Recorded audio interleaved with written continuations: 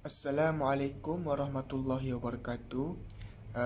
Nama saya Muhammad Alif Haikal bin Muhtar. Matrix number 10 DTK 20F 2010. Hai, Assalamualaikum warahmatullahi wabarakatuh. Nama saya Muhammad Nur Sahil Rahimi Muhammad Noh. Nombor pendaftaran saya 10 DTK 20F 208. Assalamualaikum warahmatullahi wabarakatuh. Nama saya Muhammad Yursi bin Muhammad Anwar. Nombor pendaftaran saya 10 DTK 20F 2021. Bismillahirrahmanirrahim. Assalamualaikum warahmatullahi wabarakatuh. Nama saya Muhammad Alif Haikal bin Muhtar. Nombor matrik 10 DTK 20F 2010. Okey, untuk pembentangan 1 MPU 21032, kami memilih tajuk konsep etika dan peradaban. Okey.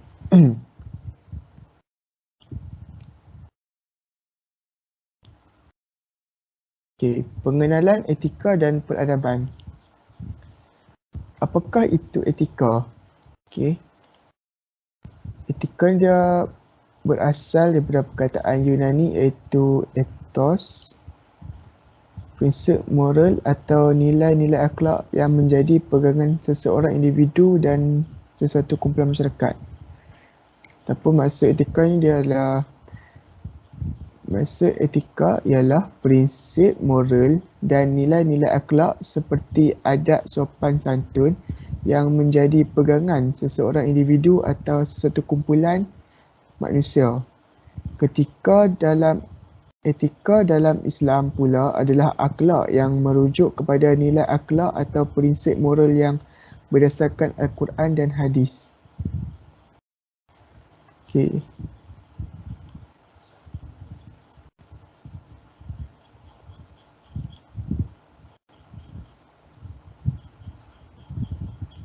Contoh nilai etika. Okey, di sini kita nampak ada 3 benda iaitu kebebasan, kejujuran dan hormat. Okey, kebebasan. Kebebasan ni hak asasi manusia yang asas yang tidak dapat dilupakan. Kejujuran. Kejujuran pula ialah kebenaran dan keikhlasan. Okey, hormat pula. Hormat dia mempunyai pandangan yang tinggi terhadap seseorang dengan memberikan layanan yang penuh sopan.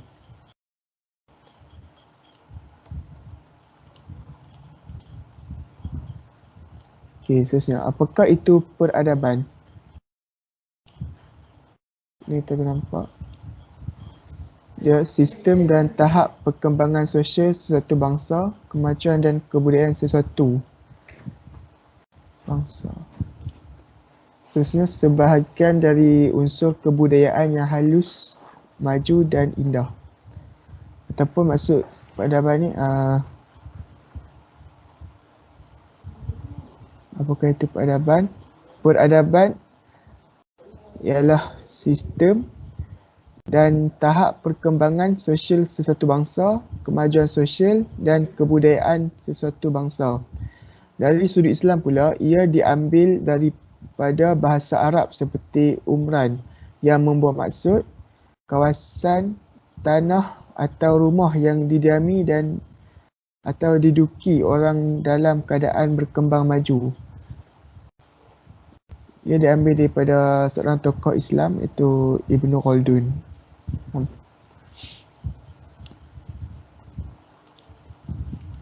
Okay, next. Ciri-ciri etika yang membentuk perpaduan dan kesepaduan. Okay, ini tampak sistem kepercayaan dan agama. Sistem penempatan bersepadu.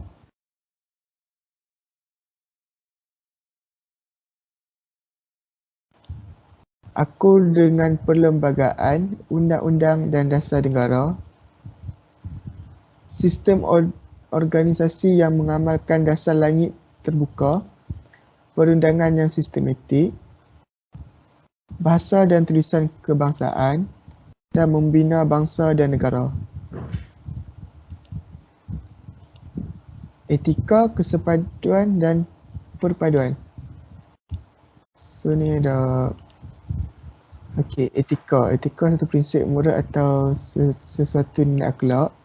Kesepaduan menerima setiap perbezaan yang melihatkan suatu keadaan yang tidak sempurna.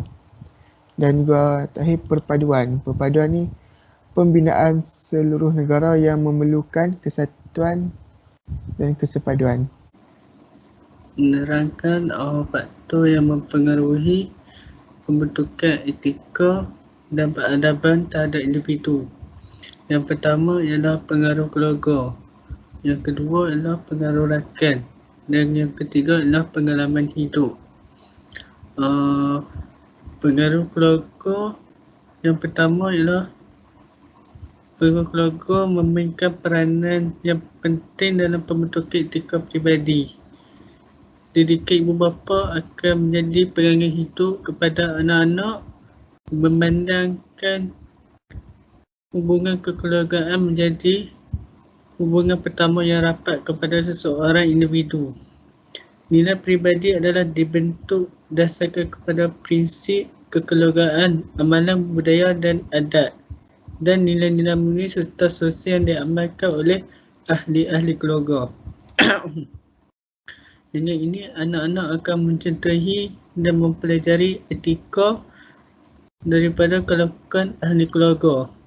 Sebagai contoh, jika ibu bapa menunjukkan nilai yang baik seperti jujur, beradab dan adil, maka anak-anak juga akan mempunyai etika sedemikian. Yang kedua ialah pengaruh rakan. Pengaruh rakan adalah faktor lain yang menentukan etika seseorang. Pengaruh rakan ini dapat dilihat di peringkat sekolah ataupun di tempat kerja. Etika seseorang individu biasa dipengaruhi oleh tingkah laku rakan mereka sama ada dari segi baik ataupun tidak baik. Jika rakan sekerja mempunyai nilai moral yang baik seperti jujur, bertanggungjawab dan rajin, maka ia akan membantu membentuk etika yang baik. Jika seseorang pelajar mempunyai rakan yang selalu ponting sekolah, malas membuat kerja rumah dan terlibat dengan aktiviti tidak baik, maka kemungkinan perbuatan negatif ini akan menjadi ikutan rakan-rakan yang lain. Yang ketiga adalah pengalaman hidup. Pembentukan etika juga bergantung kepada pengalaman hidup seseorang. Pengalaman boleh memberi impak positif dan negatif kepada kehidupan manusia. Contohnya, sekiranya perbuatan mengambil rasuah tidak dilaporkan dan tiada tindakan undang-undang diambil, maka seseorang akan beranggapan ia tidak menjadi satu kesalahan. Walau bagaimanapun, apabila seseorang tertangkap dan hukuman dikenakan kerana rasuah, maka beliau akan sedar bahawa mengambil rasuah adalah menyalahi undang-undang. Okey, untuk next slide. Kesan pengabaian terhadap etika yang berlaku pada masa kini. Okey, kat ni terdapat 3 kesan yang saya dapat cari. Okey, first, lahirnya teknologi mengikut kehendak komersil tanpa menghiraukan hukum. Okey, contohnya lahirnya saintis yang ego merasakan kuasa di tangan mereka dengan menentukan nilai sesuatu baik atau buruk. Okay, next. Yang kedua, berlaku kerosakan kepada alam sekitar kerana kerasukan sains. Okay, contohnya pengabaian kepada ekosistem dan habitat alam. Contoh seterusnya, mengejar keuntungan semata-mata dengan eksploitasi alam tanpa batasan. So ini boleh menyebabkan kerosakan alam sekitar. Okay, yang last, lahirnya saintis dan teknokrat yang tidak bermoral.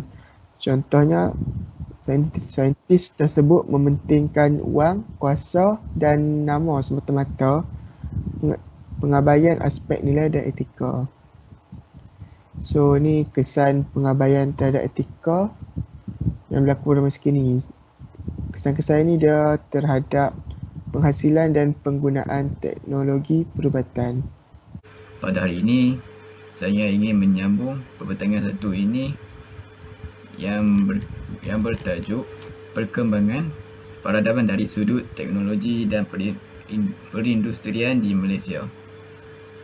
Pertama sekali, perkembangan teknologi dan maklumat pada zaman ini semakin canggih sebabkan majunya perkembangan teknologi maklumat ini memberi kesan yang baik juga dari segi mencari maklumat, membuat satu yang perkara yang baik, dan kesan yang buruk juga boleh membuatkan penggunanya selalu leka ataupun lalai dalam menggunakan. Untuk yang kedua, pembelajaran abad ke-21.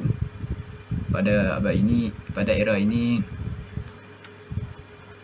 teknologi semakin lama makin berkembang dan juga pembelajaran pun akan banyak mengubah dari segi subjek tersebut ataupun sebagai contoh kelas dalam talian ataupun menghantar sesuatu kerja sekolah dan lain-lain. Yang ketiga, kemudahan dan infrastruktur yang makin cekap dan pantas.